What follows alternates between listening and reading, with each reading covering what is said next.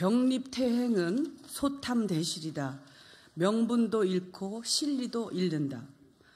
민변, 참여연대, 전국여성농민의 총연합회, 한국진보연대 등 제시민사회단체 대표 234명이 23일 오전 11시 정치개혁과 연합정치를 위한 시민회의를 발족하고 이번 총선에서 윤석열 정부 견제 심판을 위한 민주개혁 진보 대연합을 구체화하기 위해서 연석회의를 민주당과 모든 진보 개혁 정당들에게 제안하였습니다.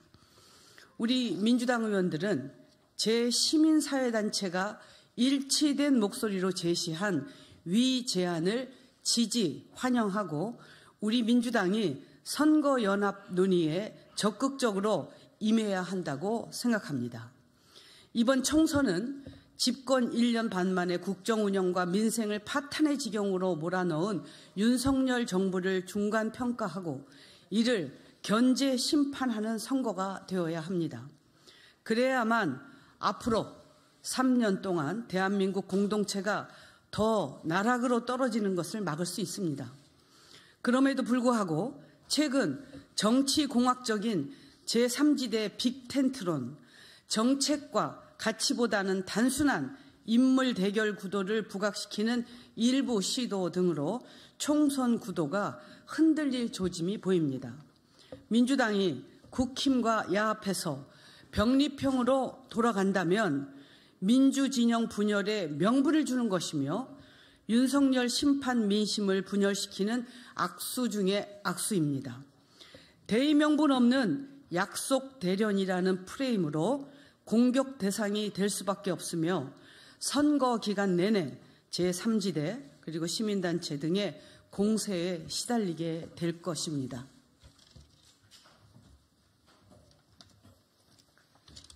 이번 총선에서 다시 윤석열 정부 내 민주개혁 진보 세력의 구도를 강화하고 그 결과로서 정부 여당의 의석수를 최소화하는 것이 중요합니다.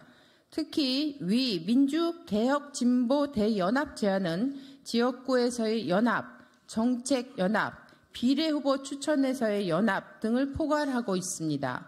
253석 지역구에서 민주당 중심으로 정부 여당과 1대1 구도를 만들고 경합지역에서 개혁, 진보 정당들 간의 경쟁으로 윤석열 정부 견제, 심판 민심이 분산되는 것을 막음으로써 지역구 최대 의석 확보를 위해 노력할 필요가 있습니다. 수도권, 충청, 강원, 부울경 등에서 표 분산으로 경합지역이 늘고 0.73% 차이 대선 패배의 악몽이 지역구에서 재현될 우려가 있습니다.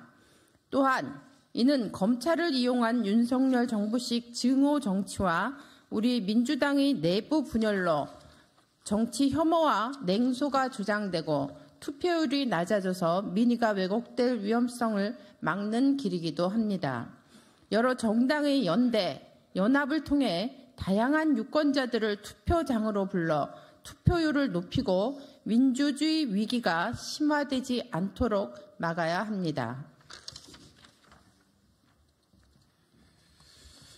마지막으로 이는 우리 민주당이 한 국민과의 정치개혁 약속을 지키고 22대 국회에서 정책연합을 통해 저출생, 기후위기, 경제위기 등에 적극적으로 대처함으로써 국민의 민주당에 대한 정치 효능감과 신뢰를 되찾는 방법이기도 합니다. 윤석열 대통령이 거부하거나 거부권을 시사한 이태원 참사 특별법, 김건희 특검법과 50억 클럽 특검법, 노란 봉투법 등을 22대 국회 개원과 동시에 즉시 처리하는 방안 역시 위 선거연합의 공통 공약으로 검토되기를 바랍니다.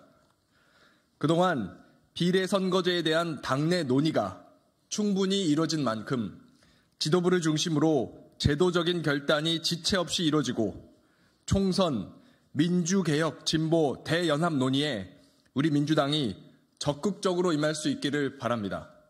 우리 의원들도 함께 노력하겠습니다. 2024년 1월 26일 더불어민주당 국회의원 81명 1동. 마지막으로 한 가지 정정하겠습니다. 저희가 배포해드린 기자회견문에는 총 80명 국회의원 이름이 나열이 되어 있는데요. 김정호 국회의원이 여기 누락되어 있습니다. 그래서 추가하도록 하겠습니다. 총 81명입니다. 네. 이상으로 기자회견 마치겠습니다.